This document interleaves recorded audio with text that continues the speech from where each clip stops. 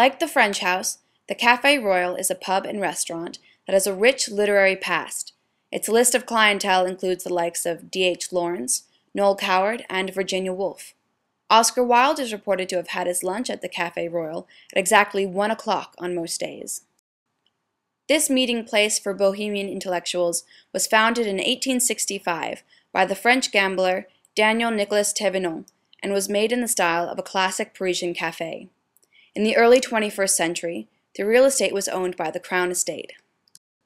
One of the most famous stories attached to the Café Royal is that of the war between John Sholto Douglas, the Marquess of Queensberry, and Oscar Wilde. Douglas took offense at the relationship between Wilde and Douglas's son, Alfred Douglas, which he believed to be of an inappropriate nature. Douglas left a calling card at Wilde's house that claimed Wilde was a sodomite. Wilde, it is said, met with his friends George Bernard Shaw and Frank Harris about the predicament he was in, both of whom encouraged him to drop the matter and move on. In the end, he did not and tried to sue Douglas for libel. The act ultimately landed him in prison and ruined him. The Café Royal is a perfect example of an establishment that had its historical run and has since hung up its spurs. In 2008, it was announced that the Crown Estate was going to be spending £500 million on redevelopment. It planned on opening up the south end of Regent Street, where the Café Royal is located, and turning it into a large open space, much like Trafalgar Square.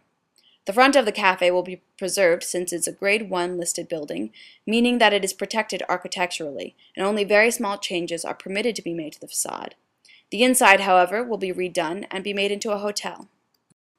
In preparation for this change, there was an auction for all of the café's curious wares, not the least of which was a blood-stained boxing ring. Douglas used this ring as he himself was an amateur boxer. Perhaps Wilde's friends were correct to advise him not to meddle.